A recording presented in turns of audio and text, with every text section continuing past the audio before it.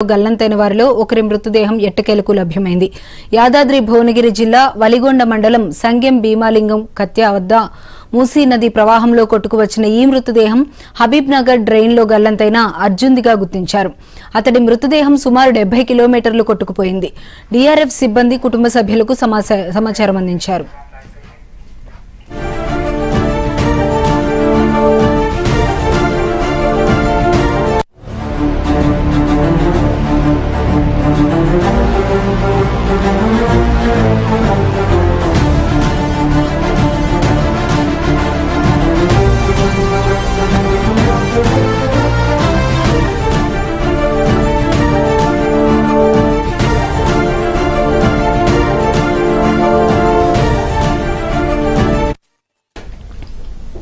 హైదరాబాద్ లో భారీ వర్షాల కారణంగా 5 రోజుల క్రితం వరదలో గల్లంతైన వారిలో ఒకరి మృతదేహం ఎట్టకేలకు లభ్యమైంది. యాదాద్రి భువనగిరి జిల్లా పలిగొండ మండలం సంగెం భీమాలింగం కత్వ వద్ద మూసీ నది ప్రవాహంలో కొట్టుకువచ్చిన ఈ మృతదేహం హబీబ్ నగర్ డ్రైన్ గల్లంతైన అర్జున్దిగా గుర్తించారు. ఈ అంశంపై మరింత సమాచారం మా ప్రతినిధి సుచిత ఫోన్ లైన్ ద్వారా అందిస్తారు. సుచిత, చెప్పండి.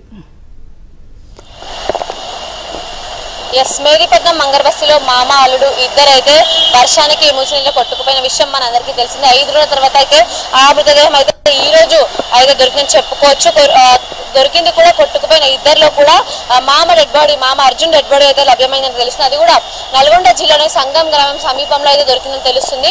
అయితే ఈ డెడ్ బాడీతో పాటు ఇంకా చాలా అంటే ఇంతకు ముందు కూడా ఇప్పటికైతే అల్లుడి ఆచూకీ కూడా దొరకలేదు. ఆయన కూడా గల్లంతైన విషయం అందరికీ తెలిసిందే. ఇప్పటికైతే ఆయన ఆచూకీ దొరకలేదు. అలాగే ఈయనతో పాటు ఇంకా చాలా మంది అంటే వేరే ప్లేసెస్ లో, హైదరాబాద్ లో చాలా ప్లేసెస్ లో వేరే చోట్ల చాలా మంది కూడా ఇలాగే గల్లంతయ్యారు వరద నీళ్ళు. ఇప్పటికి కూడా చాలా మంది డెడ్ బాడీస్ దొరకలేదు. అంటే వరద ఉధృతి కూడా చూసుకున్నట్లయితే మనం గత 3 రోజులు కూడా తీవ్రంగా హైదరాబాద్ వ్యాప్తంగా తీవ్రమైన వర్షాలు పడుతూ వస్తున్నాయి. పొద్దు నుంచి వాతావరణం వేడిగా ఉన్న వాతావరణం సాయంత్రం అయ్యేసరికి కొంచెం చల్లబడుతుంది. సాయంత్రం 7 తర్వాత కొంచెం విపరీతమైన వర్షాలు పడుతున్న పరిస్థితి చూస్తూ వస్తున్నాం. అయితే విపరీతమైన ట్రాఫిక్ జామ్ కూడా అవుతూ వస్తుంది. అలాగే హైదరాబాద్ వ్యాప్తంగా చూసుకున్నట్లయితే ఈ రోజు 4:30 నుంచి 7:30 వరకు విపరీతమైన వర్షాలు పడే అవకాశం కూడా ఉన్నట్టుగా తెలుస్తుంది. అయితే దాంట్లో భాగంగా హైదరాబాద్ లోని చాలా ఏరియాస్ లో ఆల్రెడీ మంచి వర్షమే పడిందని చెప్పుకోవచ్చు. అలాగే కాప్రా, కుషాయిగూడ, ఈసీఐఎల్ లో భారీగా అయితే వర్షం పడి నాలలన్నీ కూడా నిండిన పరిస్థితి కనిపిస్తూ వస్తుంది. అలాగే గచ్చిబౌలి, రాయదుర్గ్, షేక్పేట్, కుకట్పల్లి, అలాగే Panjagutta, SR Nagar, Ameerpet, Banjara Hills, Jubilee Hills, Amberpet, Kachiguda, Nallakunta, Ramnagar, Chikkadpally, Gandhinagar, Musheerabad, Narayanguda పరిసర ప్రాంతాల్లో కూడా విపరీతమైన వర్షం పడిన పరిస్థితి కనిపిస్తూ వస్తుంది.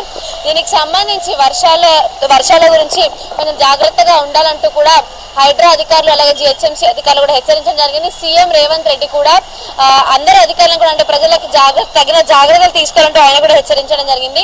హైదరాబాద్ పడిన వర్షాల కారణంగా విపరీతంగా ట్రాఫిక్ జామ్ అయ్యే అవకాశం కూడా కనిపిస్తూ వస్తుంది. అయితే ఈ ట్రాఫిక్ జామ్ అంతా కూడా ఎక్కడెక్కడ క్లియర్ చేస్తూ అంటే మేజర్ గా Gachibowli, Madhapur, Hitech City areas, software ఆఫీసులు ఉండే ఏరియాస్ ఎక్కువగా ట్రాఫిక్ ఉండే ఏరియాస్ కాబట్టి ఈ పరిసర ప్రాంతాల్లో అంటే ఎవరు ఈవినింగ్ టైమ్స్ లో బయటికి రాకుండా ఉండడానికి ప్రయత్నించండి అంటూ కూడా అధికారులు హెచ్చరించడం జరిగింది. అలాగే మార్నింగ్ నుంచి 3, 4, 5 లోపు మీ ఇళ్లకు మీరు చేరుకోండి అని అయితే అధికారులు కూడా హెచ్చరించడం జరిగింది. అలాగే ఏదైతే ఇప్పుడు ప్రస్తుతం వరదల్లో కొట్టుకుపోతూ వస్తున్నారో వాళ్ళందరినీ అంటే అలాంటి కొట్టుకోకుండా కూడా తగిన జాగ్రత్త తీసుకోవాలంటూ హైడ్రా జిహెచ్ఎంసీని కూడా సీఎం రేవంత్ రెడ్డి ఆదేశించినట్టుగా తెలుస్తుంది. అలాగే మొత్తానికి మనం చూసుకున్నట్లయితే హైదరాబాద్ వ్యాప్తంగా పడుతున్న వర్షాలకి ఈ మూసీ నదిలో గల్లంతైన వారి పరిస్థితి చూస్తున్నట్లయితే ఆల్రెడీ దినేష్ అనే వ్యక్తి కూడా గల్లంతయ్యాడు రామ్నగర్ ఏరియాలో.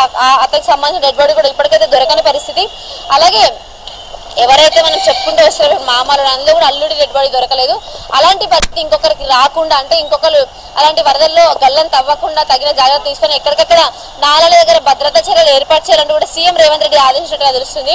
ఇంకా మనం వర్షాల గురించి చూసుకున్నట్లయితే హైదరాబాద్ వ్యాప్తంగా పడుతున్న వర్షాలకు అంటే ఎక్కడికక్కడ వాటర్ స్టాగ్నేట్ కూడా అవ్వకుండా అంటే ఎక్కడికక్కడ వాటర్ నిలిచిపోకుండా దానివల్ల రోగాలు వచ్చే అవకాశం కూడా ఎక్కువగా ఉన్నందువల్ల అలాంటివి కూడా అవ్వకుండానైతే ఎక్కడికక్కడ జిహెచ్ఎంసీ మరియు హైడ్రా అధికారులు అయితే దానికి తగిన జాగ్రత్తలు తీసుకుంటూ వస్తున్నారు.